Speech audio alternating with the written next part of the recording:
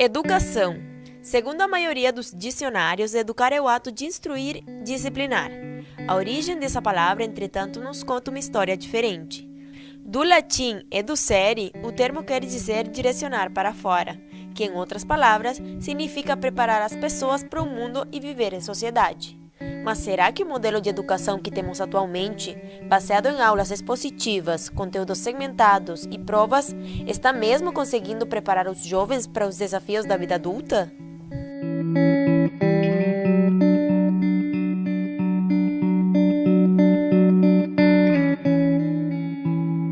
O Brasil está entre os países com pior desempenho em educação no mundo. Na mais recente edição do PISA, Programa Internacional de Avaliação de Alunos, o país ficou nas últimas posições em ciência, matemática e leitura. A falta de infraestrutura nas escolas e a formação muitas vezes inadequada dos professores são apenas alguns dos motivos para essa situação.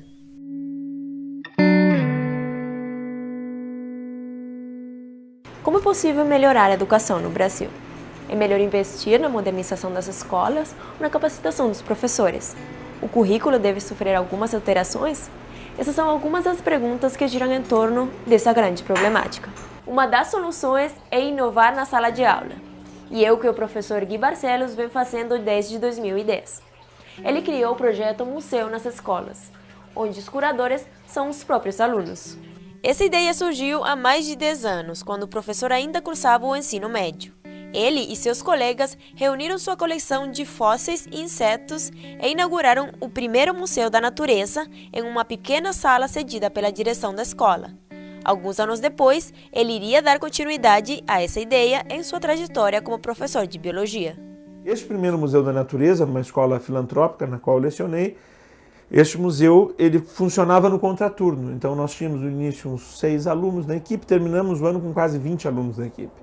Todos eram alunos curadores. Então, cada um tinha sua responsabilidade, suas funções, suas atribuições.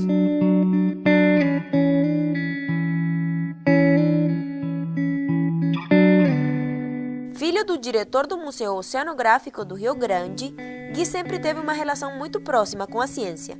Foi apenas natural que ele tentasse levar esse relacionamento mais informal e prático com um aprendizado para dentro da sala de aula, quando se tornou professor. O que é ciência? Ciência não é uma enciclopédia repleta de conceitos. Ciência é uma atividade. Então, ensinar ciência não é ensinar um conteúdo, é ensinar um fazer.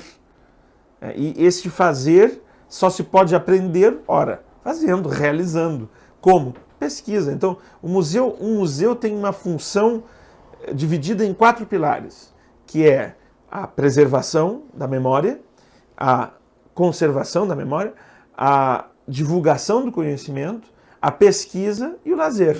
Essa falta de métodos de ensino que levassem mais em consideração os desejos e aptidões dos alunos nas escolas tradicionais brasileiras foi o que motivou o professor Gui Barcelos a inovar com o projeto dos Museus da Natureza. Eu sempre digo assim, olha, o objetivo é que eles gostem. Se eles aprenderem, é uma consequência, é um subproduto. O objetivo é que eles gostem, é que eles tenham prazer em estar aqui.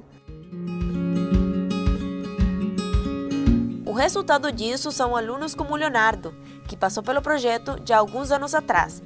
Por mais que a pessoa não goste tanto da área da biologia e tudo mais, ela vai se sentir mais engajada porque é algo diferente, sabe? É algo mais prático, algo de ir atrás, sabe? De um conhecimento e não aquela senta que eu vou te empurrar esse conhecimento. Ele tentou fazer também no nosso segundo ano, ele fez diferente assim, as aulas, ele não aplicou provas, ele aplicou justamente trabalhos onde nós escolhemos um tema e a gente tinha que ir atrás, pesquisar e apresentar depois, sabe? Isso ajuda muito, tu trazer o aluno, tu convidar ele a participar e criar o seu ensino. Mas o entusiasmo que ouvimos na voz de Leonardo quando ele fala sobre o ensino não representa a maioria dos estudantes no Brasil. O Censo Escolar de Educação Básica, divulgado pelo MEC no início deste ano, mostra uma queda significativa no número de alunos matriculados no ensino médio. Este não é um problema novo para o país. Há anos que os números apontam que os jovens brasileiros não veem a escola como um lugar que irá prepará-los para o futuro. O Ministério da Educação acredita que uma reforma do ensino médio é fundamental para reverter este quadro. O que não é consenso ainda é como essa mudança deve acontecer.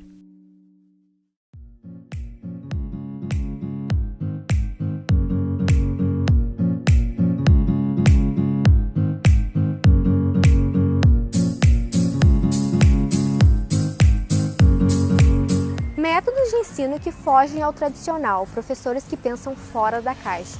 Essas práticas de ensino estão ganhando cada vez mais popularidade nas escolas brasileiras. Um exemplo disso é a Escola Amigos do Verde, onde estamos hoje. Criada há 34 anos, a escola tem por objetivo dar uma educação mais completa para as crianças, com aulas como yoga, agroecologia, culinária e música.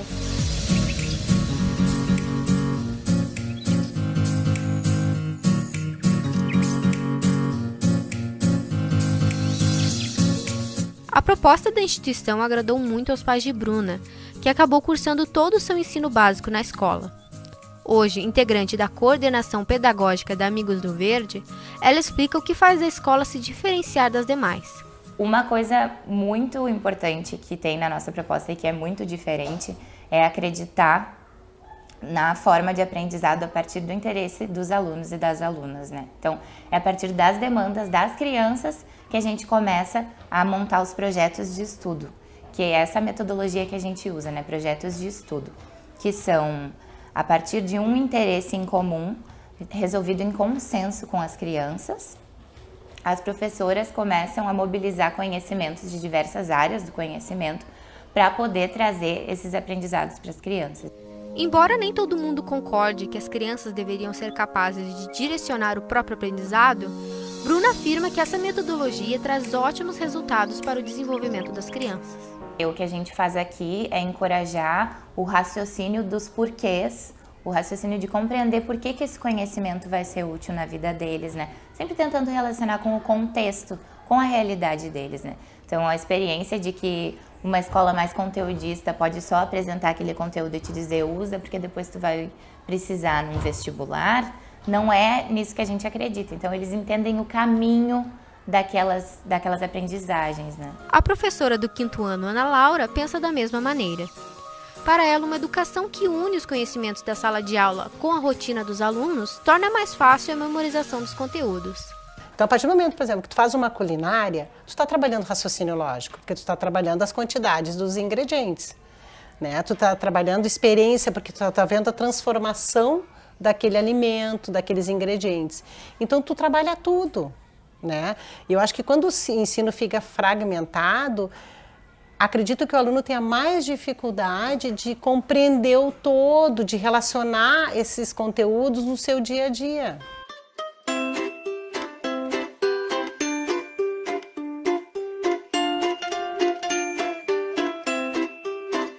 Perguntamos para a turma do 5º ano o que eles pensam sobre Amigos do Verde. Alguns que vieram de outras instituições mais tradicionais destacaram que aqui o jeito de ensinar é diferente.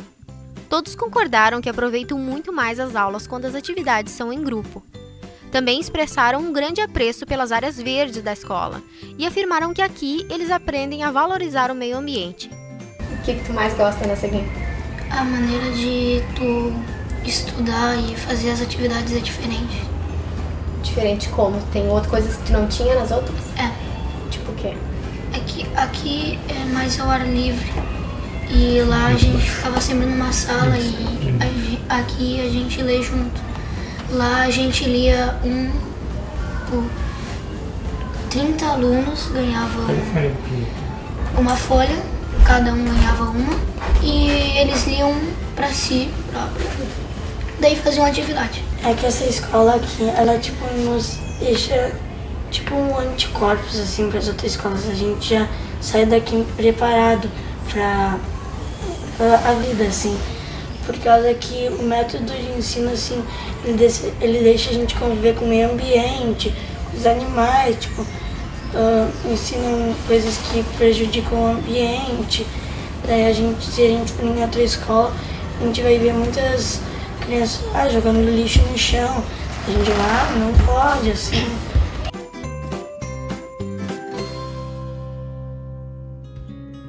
Por mais vantagens que esse novo método de ensino tenha, transformar a escola tradicional não será uma tarefa fácil. Esse sistema é tão antigo que já faz parte da cultura brasileira. Seria preciso muito tempo e dedicação para implementar de forma ampla qualquer modelo alternativo a esse. Claro que são estruturas diferentes, isso tudo toma muito tempo, né?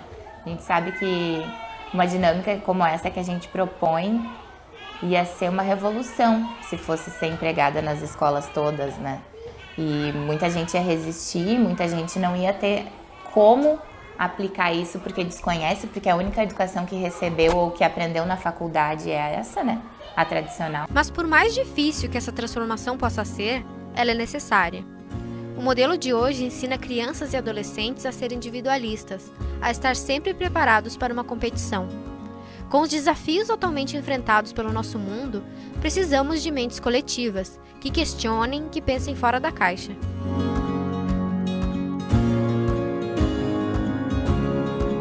Para mim, educação é muito isso, é cidadania e é um olhar para além do seu umbigo, assim, né?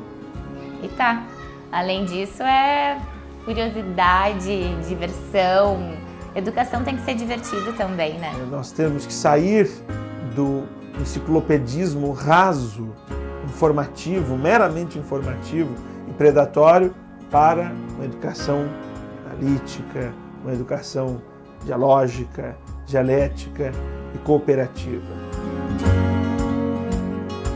Educação. Segundo a maioria dos dicionários, educar é o ato de instruir, disciplinar. A origem dessa palavra, entretanto, nos conta uma história diferente. Do latim educere, o termo quer dizer direcionar para fora, que em outras palavras significa preparar as pessoas para o mundo e para viver em sociedade. Viver em sociedade é apoio, é cooperação, é respeito ao próximo e ao mundo à sua volta. Um mundo que ainda está cheio de descobertas a serem feitas pelas futuras gerações. É uma educação que instigue a curiosidade pelo novo, pelo diferente. É isso que precisamos oferecer para as nossas crianças.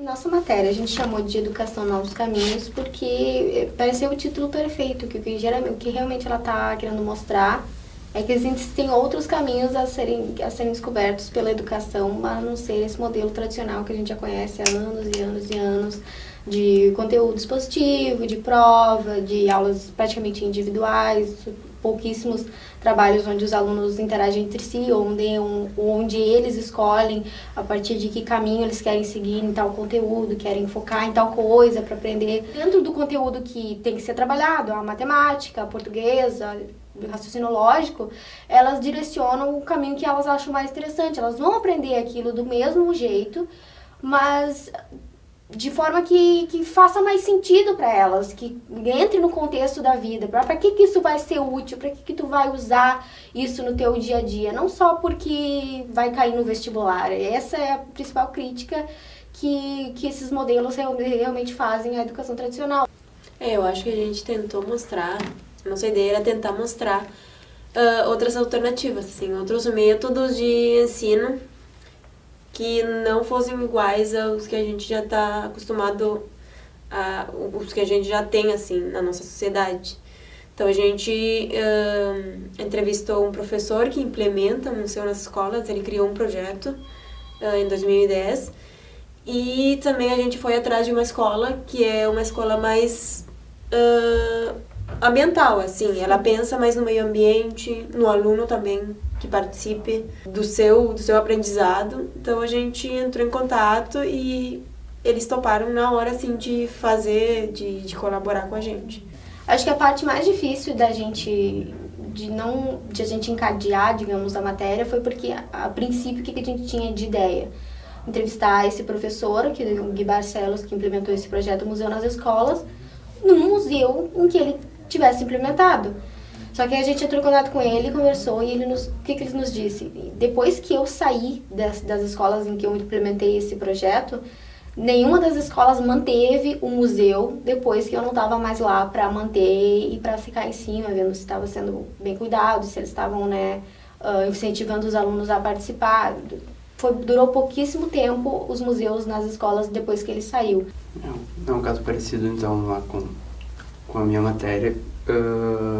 porque é dentro da Fundação de Atendimento Socioeducativo, que lida com menores infratores, e que se entende, né, que normalmente que jovens que, se normalmente as crianças já sofrem uma pressão para ter uma educação rigorosa nas escolas, seguindo um currículo acertado, né, lá dentro ainda se pressiona ainda mais, porque se tratam de jovens que vieram de algum delito, normalmente algum delito grave.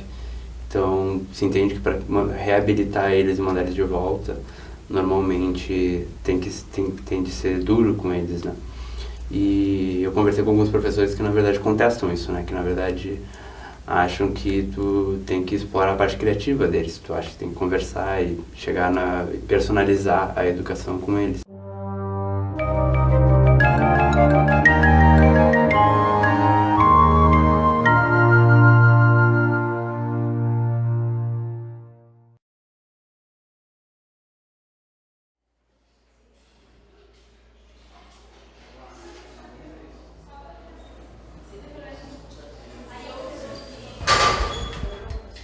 Ao entrar em uma unidade de detenção, o barulho que se espera ouvir é o das grades e das passadas vigilantes dos agentes de patrulha nos corredores.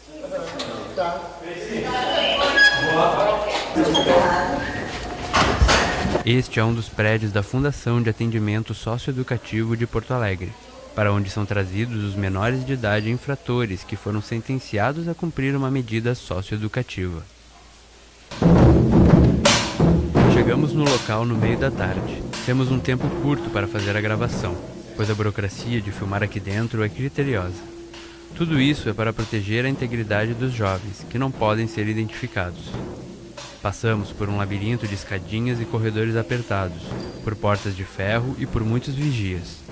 E é só então que ouvimos, ao longe, o ruído que destoa de toda essa rigidez.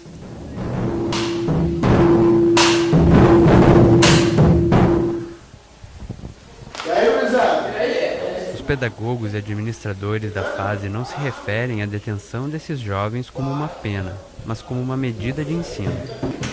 Para quem trabalha com menores infratores, a diferença crucial entre os presos do sistema carcerário e os jovens da fase é o acesso à educação. Pedro é doutor em música pela Universidade Federal.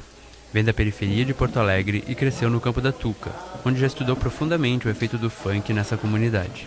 Veio ensinar na fase através de concurso público. Poderia ter ido para uma escola estadual, mas preferiu os jovens da fundação porque sabe que muitos deles estão privados do contato com a música e outras formas de cultura. Apesar da gurizada estar cumprindo medidas aqui, eu acho que todos os jovens têm direitos, né? Então a cultura é um direito da juventude, é um direito que está estabelecido, né, no Estatuto da Criança e do Adolescente. Então as nossas atividades de música, elas um pouco garantem esse direito, né? Que é o direito à cultura, que é o direito, né, a ter experiências e práticas artísticas no espaço de ensino, que eu acho que é um elemento importante que nós, com a oficina de música, a gente traz. Então a gente carrega um pouco essas atividades culturais como promoção de direito deles mesmo, né? Então acho que isso é um direito que esses jovens têm de vivenciar experiências culturais das mais diversas. E a música é um desses elementos, pelo menos que eu costumo utilizar pela minha formação, pelas minhas experiências culturais também. O Estatuto da Criança e do Adolescente diz que é obrigatório o acesso à educação a todos os jovens, mesmo aqueles em regime de detenção por atos infracionais. Por isso fui perguntar a um deles o que achava das aulas de Pedro. Qual a tua aula favorita aqui dentro? A minha favorita é de música. É de música? É a do Pedro? É a do Pedro. Fui pedir pro violão, daí de vez em quando eu pego um novo instrumento que me bota pra... Que outro instrumento, por exemplo? Rebolo, surdo, essas coisas. E como é que funciona normalmente as aulas das oficinas? O que vocês começam a fazer? Nós começamos a pegar uma letra de uma música, aí quando tem alguma apresentação, o Dia das Mães, Dia dos Pais, aí nós começamos a ensaiar para nós tocar se apresentar para os nossos pais, essas coisas. Pra mim eu preferia aula de música, sim. A música? A música, gosto mais de música. Tu te solta mais, consegue te interagir? Consigo me... É mais divertido a aula? É mais divertido.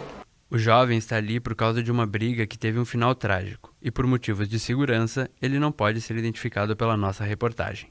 Mas não é só o professor Pedro que utiliza a música como ferramenta aqui na fase. A professora Eli é famosa entre os meninos porque utiliza clipes em sala de aula.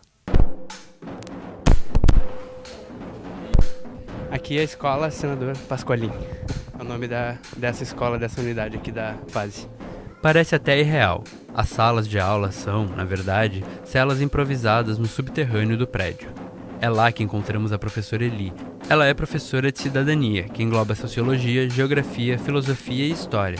E para ensinar essas matérias, ela traz clipes de funk, rap, hip hop, para descontrair e incitar o debate entre os alunos. Ela nos conta que esses jovens precisam de uma abordagem diferente. Eu tento contextualizar cada momento com os meninos, a partir de textos, mas principalmente do visual e da música. Por quê? Por que a música? Porque a música, a música embeleza a vida da gente. A música traz sentimento, emoção, traz território, traz lembrança, traz família, né? Traz a vivência das experiências. Usa clipes, né? Clipes. E aí, então, por isso que eu aproveito a imagem também, sabe? Então eu pego a música e com o clipe eu aproveito para fechar determinado assunto. Aí eu foco, né? Faço eles pararem, dou uma brincada. E aí a aula fica divertida, além da emoção que acaba trazendo para eles. Eles pensam na rua, eles pensam na família, e aí eu puxo eles. A professora faz uma pré-seleção dos clipes se baseando no que os meninos pedem para ouvir e naquilo que ela considera apropriado. O menor com quem conversamos também demonstra entusiasmo ao falar da abordagem da professora Eli. Que ajuda nós também a mudar nossos pensamentos, né? Refletir mesmo nas coisas que nós fez, essas coisas. Assim. Ela passa, conforme ela está passando a música para nós, ela pega e escreve no lado a matéria dela, aí nós copiamos. Toda essa preocupação para cativar e educar os menores infratores não é gratuita. A vice-diretora Maria Luciane, da Escola Senador Pasqualini, explica que, para os jovens privados de contato com o mundo fora da fase, a escola é a ponte entre eles e a sociedade, e por isso, essencial no seu processo de reabilitação. Ela cita que depois de programas como o Mais Educação, as dinâmicas entre os jovens e os professores puderam mudar bastante. Eu penso que aquele foi um momento assim que podemos dizer que foi um divisor de águas. Então, a partir dali, daquele programa, não se pôde mais viver sem. Então, o hip hop, né, o grafite, a música em geral, o violão, a banda, as atividades relacionadas também à matemática, de uma abordagem diferenciada, eu penso que foi ali que a semente foi lançada. Por isso que hoje, professores como o Pedro e a Eli podem trazer abordagens diferentes para suas aulas. A gente tem, nossas atividades aqui são muito rápidas, são 40, 50 minutos que a gente tem de aula, pelo menos nesse espaço da oficina. Na aula, na escola, a gente tem mais tempo. Praticamente não dá muito tempo da gente conversar o que vocês estão achando da minha aula, né? Mas eu, pelas observações que eu vejo, a gurizada está sempre interessada em participar, em interagir com as atividades, né, musicais, em assistir os clipes musicais que nós levamos assim, para eles, mostrando um pouco do que está sendo produzido, do que está sendo criado fora, porque a gurizada aqui também fica, de uma certa forma, fica isolado desse mundo. Conseguir a atenção desses jovens é de uma importância enorme para o projeto socioeducativo de menores infratores. Somente os casos mais pesados recebem a ordem para cumprir a medida socioeducativa aqui na fase. Pelo último levantamento, feito em julho de 2018, são mais de 1.300 jovens detidos aqui na fase em Porto Alegre. Mais de 570 deles estão aqui por causa de roubo. Esse é o principal motivo da detenção de jovens com menores de 18 anos. O segundo principal motivo é o homicídio. Apesar disso, a estatística atual é de que apenas 32% dos jovens da fase acabam sendo reincidentes. Para aqueles jovens que recebem acompanhamento após a liberação, esse número cai ainda mais, é de 8%. São números que trazem otimismo em comparação com os de reincidência do sistema carcerário. Por lá, São mais de 80% dos presos que voltam a ser detidos por novos crimes. E é por isso que a legislação entende hoje que a maioridade penal deve ir até os 18 anos, pois assim mais infratores ficam sob os cuidados do sistema socioeducativo, ao invés de irem parar no sistema carcerário. Christian Nedel, delegado titular da primeira delegacia da criança e do adolescente em Porto Alegre, explica que quando respeitamos os números de reincidência, mantendo a maioridade penal aos 18 anos, diminuímos as chances de haver outros crimes cometidos por pessoas que já passaram por alguma forma de detenção. Eu penso assim, o Estatuto da Criança e do Adolescente é um estatuto extremamente avançado para a realidade nacional, mas ele precisa de ajustes, eu não tenho dúvida disso, porque hoje o máximo que um adolescente pode ficar preso, privado de liberdade, e o ECA traz a terminologia apreendido. O adulto é preso, o adolescente é apreendido. O máximo que um adolescente pode ficar privado de liberdade pela prática de ato infracional, seja independente da gravidade desse ato infracional, é 3 anos. Penso que 3 anos para atos infracionais praticados com requintes de crueldade, como homicídio, como latrocínio, como estupro, é muito pouco. Nós precisaríamos buscar políticas públicas que possibilitassem para jovens com 22, 23, 24, 25, até os 27 anos, um tratamento diferenciado de execução de medida em relação a esses fatos praticados antes dos 18. Porém, ao contrário do que dizem os profissionais que lidam com os menores infratores e estudam as abordagens socioeducativas com eles, a população parece pensar que a maioridade penal deve ser diminuída. Mas acho sobre a redução da maioridade penal, de diminuir de 18 para menos, para as penas diferentes, para 16. Para mim é uma boa, acho uma boa. Eu sou a favor de diminuir porque eu já vi muita criança roubando, matando, aí saindo no outro dia livre, ou indo para cá, Fundação Casa, e sendo em uma semana tá livre de novo. Eu creio que deveria baixar, porque a gente vê tantos adolescentes, né, mais jovens, que cometem vários delitos e aí depois chega nos 18 e daí a ficha é limpa, daí nada acontece com eles, muitos continuam na rua fazendo as mesmas coisas e não mudam. Eu acho que deveria. Deveria diminuir? Deveria. Sim. A gurizada de hoje em dia tem responsabilidade suficiente para assumir os atos.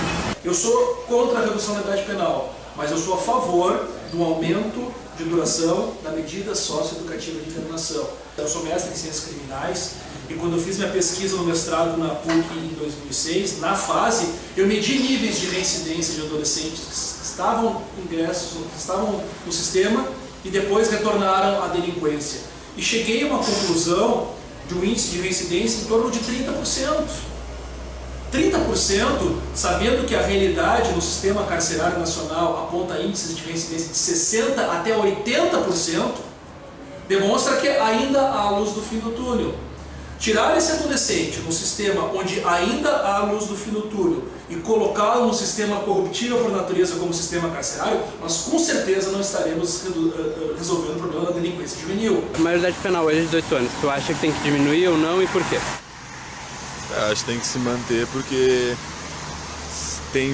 a maioria das merdas que dão agora. Então se diminuir vai aumentar as merdas que dão. Eu não vejo que isso seja necessidade para diminuir a maioridade penal para 14 anos, por exemplo, que nem o Bolsonaro está fazendo. Não vai adiantar nada porque, gente de 14 anos não precisa de prisão, precisa de educação. Eu acho que diminuir não resolve. Né? Não? Por que tu acha que não resolve? Porque é basicamente educação, não adianta penalizar as pessoas se tu não der oportunidade para elas, né? Educação é o caminho para a reabilitação. O menor com quem conversamos demonstra arrependimento pelo crime que cometeu e fala sobre o que quer fazer quando sair da fase. E tomei um soco na cara, foi agredido, tomando um soco para me defender, para me legítima defesa, saquei meu revólver. Tenho uma ideia de terminar meu curso, que não terminei na rua, de eletricista de manutenção. E daí tu quer trabalhar nessa área? Sim. Para que ele e tantos outros cheguem lá, é preciso pavimentar o caminho com o ensino, seja no método tradicional ou levando um pouco de música para um espaço que tinha tudo para ser opressivo e silencioso. Com a minha matéria, porque é dentro da Fundação de Atendimento Socioeducativo, que lida com menores infratores. Se entende que para reabilitar eles e mandar eles de volta, normalmente tem de ser duro com eles, né?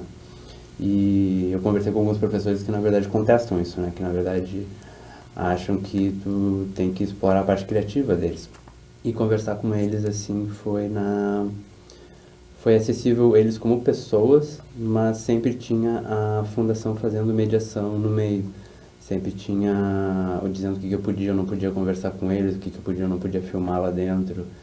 E até por questão de segurança deles, porque vários deles ainda têm envolvimento com algum tipo de pessoas do lado de fora, então foi um cuidado bem maior. Tipo, eu enxergo essa vontade que vocês também falam de uma educação diferenciada, de seguir novos caminhos, de personalizar e olhar mais para o aluno.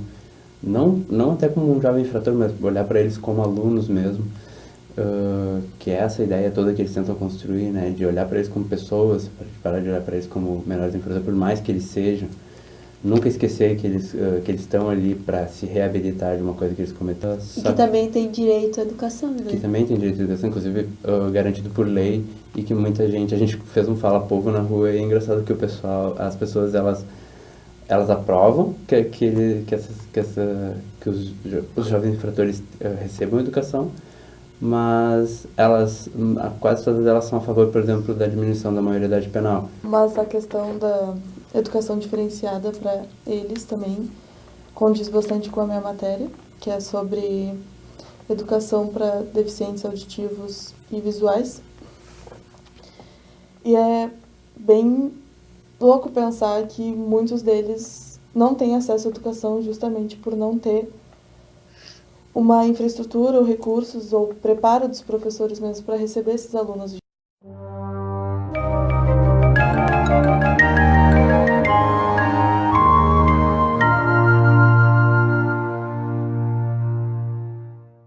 No Brasil, educação é um direito de todos. Mas, se analisarmos a fundo, vemos que o assunto é mais complexo quando se trata da educação daqueles que estão à margem da sociedade. Educar alunos que possuem algum tipo de deficiência para aprendizado regular se torna um grande desafio e exige, além de recursos e preparo, muita dedicação. O censo do IBGE, realizado em 2010, mostrou que existem cerca de 10 milhões de pessoas surdas no país. Esse é um número bem significativo a ser pensado em relação à educação dessas pessoas. São poucas as escolas especializadas existentes no Brasil, e menos ainda as escolas regulares adaptadas para receber esses alunos. A Escola Municipal de Ensino Fundamental de Surdos Bilíngue Salomão Vatinic, localizada no bairro Intercap, em Porto Alegre, surgiu da ideia de um grupo de professores de criar um espaço maior para receber alunos com deficiência auditiva. Hoje a gente tem 50 alunos aqui na escola, desde a educação precoce a educação de jovens e adultos, a EJA. Então, assim, tem de 0 a 70 anos, né? Tem alunos de idades variadas, assim. A escola, ela segue o padrão das escolas da rede municipal, né, de Porto Alegre, que é os anos em ciclos. E a nossa proposta pedagógica, ela é bilíngue, que a gente fala bilíngue, primeira língua, a língua de sinais, e segunda língua, a língua portuguesa escrita. No Brasil, o primeiro espaço com foco para a educação de surdos surgiu em 1857, na época de Dom Pedro II, com a criação do Instituto Nacional de Educação de Surdos. Com o surgimento do INES, se viu necessária a criação de uma língua própria que facilitasse a comunicação entre os surdos, e dessa forma nasceu a Língua Brasileira de Sinais. Mas foi apenas em 2002 que a Libras foi oficialmente reconhecida como a segunda língua brasileira. Ensinar a língua de sinais para os estudantes exige muito preparo e organização. Eles têm todos os conteúdos, mas em língua de sinais e em língua portuguesa escrita. Mas tem professores de todas as disciplinas. Tem professor de português, matemática, história, geografia, arte e educação. Todas as disciplinas, filosofia, geografia, história, todas as disciplinas têm professores que usam a língua de sinais para transmitir o conhecimento. A gente recebe os livros didáticos, né, como as escolas regulares, são usados, mas se usa muito a questão de vídeos, né? Principalmente vídeos de YouTube, se usa bastante os vídeos, se usa muito apresentações em data show, né? Na maioria das vezes, mas assim, os métodos acho que são os que se usam nas escolas regulares mesmo, né? A diferença é a questão do uso da língua de sinais.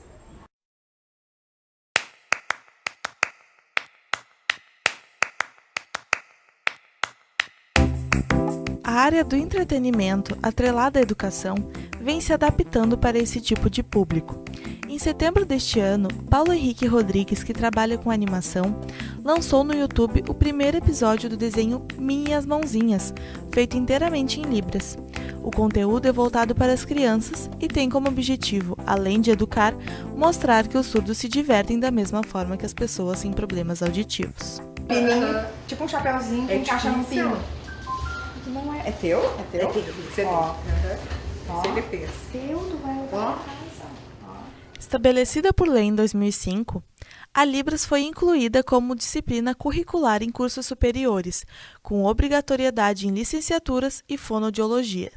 Essa obrigação mostra a necessidade de ter uma capacitação dos professores para lecionar para esses alunos, que precisam de métodos didáticos pedagógicos que garantam o acesso correto aos conteúdos.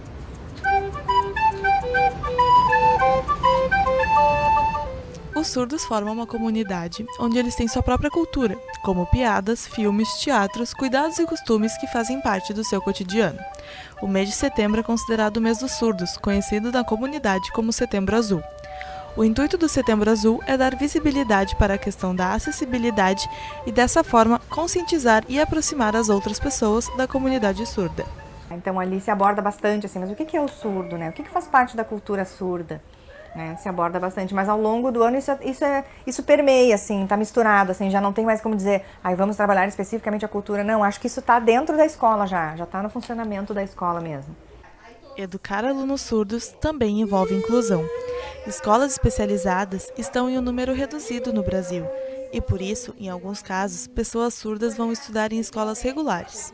Para a Denise, existe uma diferença no ritmo de aprendizado entre os alunos regulares e os surdos, o que faz com que estes sempre saiam prejudicados. Na Salomão Vatinic é trabalhado com os estudantes a questão de que a acessibilidade é um direito e que não há problema algum em ser exigida. A gente trabalha bastante com eles essa questão de exigir intérpretes, né, em diferentes lugares. Se vai no banco, se vai numa entrevista de emprego, né? Como assim? Vai até na delegacia, a gente já aconteceu de alunos ter que irem para a delegacia e não ter quem interpretasse. E aí pedem pra gente. Então, assim, mostrar para eles que isso é um direito, né? Que tem que lutar para que tenha.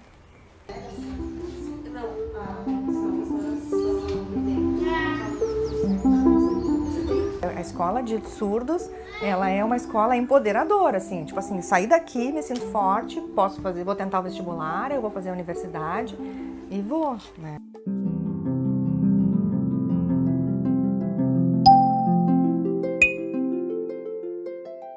O processo educacional para os cegos também está repleto de desafios. Segundo o censo de 2010 do IBGE, existem mais de 6,5 milhões de pessoas com algum tipo de deficiência visual no país, sendo 500 mil totalmente cegas. Comemorando os 51 anos de existência este ano, a Associação de Cegos do Rio Grande do Sul é a pioneira no país como instituição feita de cegos para cegos. A ACERGS foca na habilitação e reabilitação de pessoas com deficiência visual em suas atividades cotidianas, para terem sua independência e autonomia. A associação oferece aulas de braille, informática, dança e esporte e dispõe de acompanhamento psicológico e assistência social. Aqui na minha aula, por exemplo, eu já estou com 24 alunos e alguns com atendimentos individuais e outros em pequenos grupos, né, dependendo da necessidade de cada um. Tem alunos que aprendem super rápido, assim, mais do que o esperado, que é bem bom mesmo. E tem outros, claro, que daí também tem alguns que têm alguns problemas cognitivos, aí falta de memória, aí demora um pouco mais, né? Então varia mesmo de cada capacidade do aluno. Educar pessoas com deficiência visual exige competência e é necessário uma boa base didática para passar o conhecimento de uma forma acessível. Para as aulas eu preparo o material em braille, né, que são os pontinhos em alto relevo no papel. Eu faço as letras para eles no papel, começando com as vogais, né? E aí eu vou mostrando para eles como que é cada letrinha ali no papel, para eles poderem sentir bem. E eu utilizo também um material pedagógico que é de fácil acesso e até mesmo eles podem fazer em casa para memorizar as letras, que é uma caixinha de ovo com 6 bolinhas de ping-pong. Porque o braille, cada letra ela é formada por esses 6 pontinhos. Tu forma qualquer letra do Braille com a sequência desses 6 pontos, independente da forma que ela tiver, né? A D é assim. E a gente vai usar só esses 6 números para fazer todas as letras.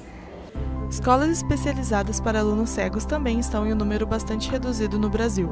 Por conta disso, pessoas com deficiência visual são colocadas em escolas regulares, e da mesma forma que para todas as outras deficiências, é preciso que a escola tenha uma boa infraestrutura e recursos adaptados para receber esses alunos, como materiais específicos em Braille e uma rede de apoio para o aprendizado. Quando criança, né, elas poderem lidar com as diferenças, né? De um coleguinha poder ajudar o outro, ditar algum conteúdo que está no quadro para aquele que não enxerga, ou aquele que não enxerga ensinar os coleguinhas a como conduzir uma pessoa que não enxerga. Então, eu acho que isso é uma troca bem importante que no futuro eles vão passando para os outros, né? Então, eu acho que é fundamental.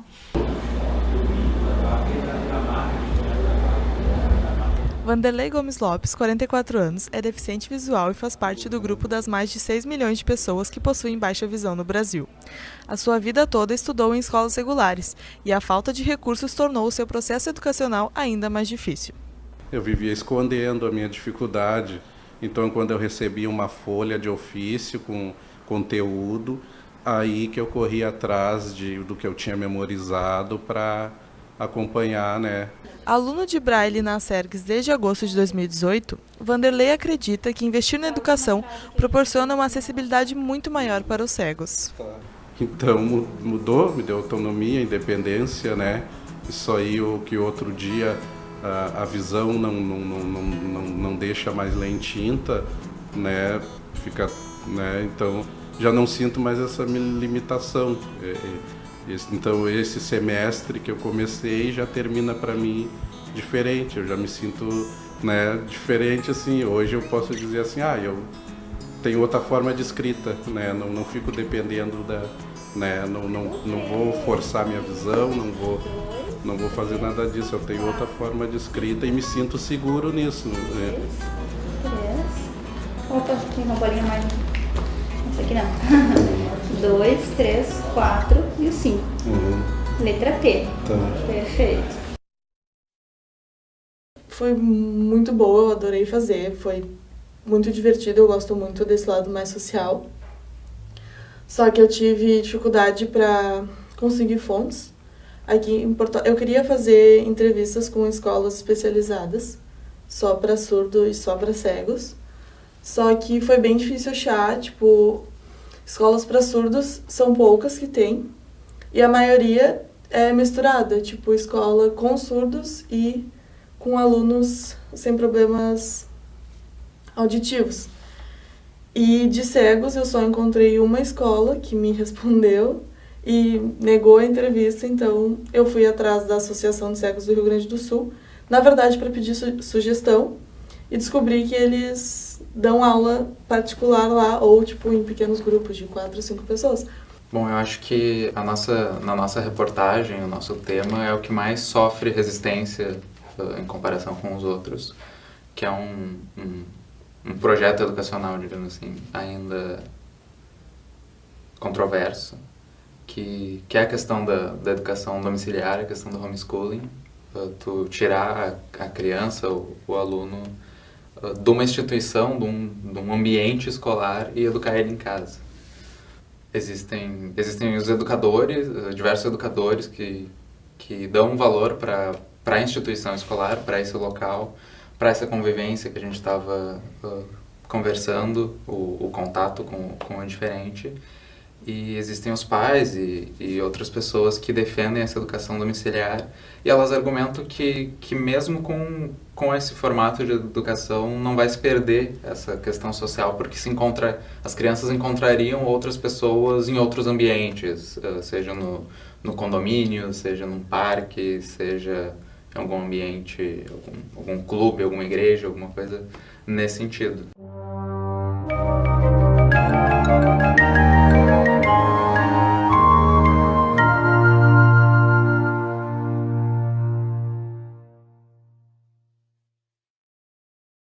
Educação na escola ou fora dela?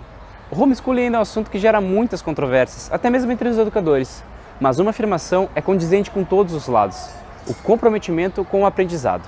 Mas como vivem as famílias que optam por realizar uma educação doméstica com os filhos? O que as motiva a não querer levá-los à escola? Essa mãe, que prefere não se identificar, mora com o marido e os 2 filhos na zona central de Porto Alegre.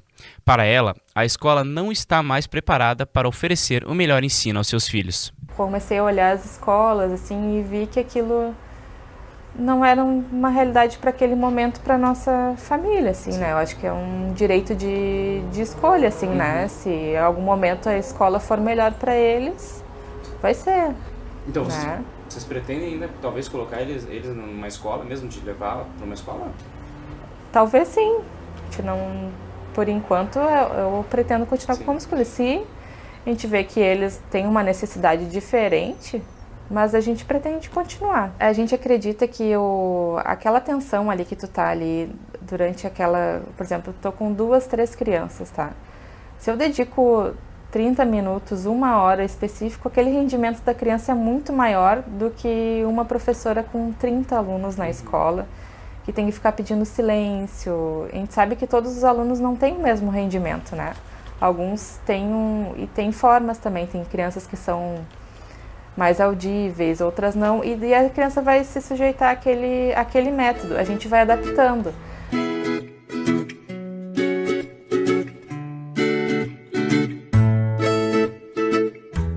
Se eu te perguntasse o que é o homeschooling, o que tu responderia para mim? Tem várias modalidades, assim, né, que o pessoal, tem muitas pessoas que trazem a escola mesmo para dentro de casa, acabam colocando livros didáticos mesmo na informação para os filhos. A única diferença é que em vez de eles irem para aula todos os dias, eles seguem aquele currículo em casa. Cada família escolhe um modelo, né? Nós agora estamos nos baseando no Charlotte Mason, que tem assim um pouco da educação clássica, e daí na idade deles, assim como são pré-escolares, preza muito a natureza, o brincar, não aquele sistema maçante assim para a criança ficar sentada 4 horas, né? Ela está aprendendo o tempo todo, né? A gente acredita que aquela atenção ali que tu tá ali durante aquela, por exemplo, eu tô com 2, 3 crianças, tá? Se eu dedico 30 minutos, 1 hora específico, aquele rendimento da criança é muito maior do que uma professora com 30 alunos na escola, que tem que ficar pedindo silêncio. A gente sabe que todos os alunos não têm o mesmo rendimento, né? Alguns têm e tem formas também, tem crianças que são mais audíveis, outras não, e a criança vai se sujeitar àquele método, a gente vai adaptando.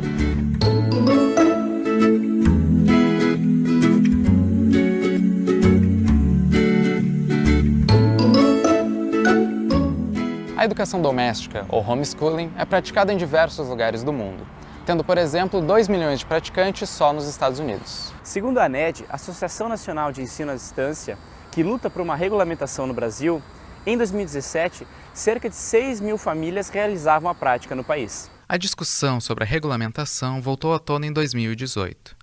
O Supremo Tribunal Federal julgou o caso de uma família de Canela, no Rio Grande do Sul, que buscou na justiça o direito de ensinar os filhos em casa. A chamada educação doméstica, vou chamar assim porque eu acho que é melhor aportuguesar, ela é um tema que já voltou várias vezes à ordem do dia no cenário das políticas públicas de educação no Brasil, Ela voltou agora, recentemente, uma família do município de Canela, no Rio Grande do Sul, moveu uma ação que terminou no STF, querendo que a sua filha, uma menina, não fosse à escola, no caso a Escola Municipal de Canela, e a família pudesse educar em casa. Os 2 motivos pretextados pela família foram, primeiro, a possibilidade da criança não ficar exposta à ideia do evolucionismo da biologia, da ideia darwiniana, porque a família católica acredita no criacionismo, e a preocupação de que, ao conviver na escola, a menina fosse sofrer aquilo que na petição está chamada de sexualização precoce. O STF se manifestou com 11 votos, 9-2, contra a possibilidade de que a família pudesse fazer isso em casa. A Constituição Brasileira de 1824 permitia que a prática substituísse o ensino tradicional. Foi apenas em 1990 que o Estatuto da Criança e do Adolescente obrigou pais e responsáveis a matricular os filhos na rede regular de ensino. Diversos pais que educam em casa preferem não dar entrevista ou não se identificar por medo de processos. Já os professores da rede regular acham que o ambiente escolar é fundamental para o aprendizado das crianças. Eu acho que a educação é um todo também, né? É socializar, é compartilhar, é saber dividir, né? Eu acho que o aluno vem da escola, porque se ele fica muito só em casa, ele vai se tornar uma criança bastante egoísta. Com certeza essas crianças, esses pais que estão preocupados, essas crianças vão se alfabetizar, né? Essa parte cognitiva, os pais mais, né, preocupados com essa parte, vão desenvolver nas crianças, tem como. Mas eu acho que a parte social da criança, né, de interação, de convivência com o outro, isso aí se dá na escola. Pode parecer uma bobagem isso que eu estou dizendo, mas a função da escola é arrancar um pouco a criança daquele mundo que ela está lá. Arrancar é a palavra mesmo, eu sei que ela pode parecer meio forte, mas é. Arrancar um pouco daquele mundo e mostrar que existem outros mundos possíveis. A escola é o lugar aonde a criança pode se experimentar ser uma outra pessoa, diferente do que ela é na família. Então, ninguém cria filhos para si, a gente cria filhos para o mundo e a gente não pode criar os filhos dentro dessa redoma chamada família. Inevitavelmente os filhos vão entrar em contato com outras pessoas. E para mim, na sociedade contemporânea, a escola é um dos melhores lugares. A escola vai te possibilitar esse alargamento das experiências de aprendizado. É isso que ela vai fazer. Ela faz isso para todas as matérias, todas. A escola arranca a criança da família, essa frase é forte, mas é assim que acontece. Nós temos um jurista francês, né, que é o Daniel Bourrillo, que usou numa palestra um verbo mais forte do que esse que eu estou usando.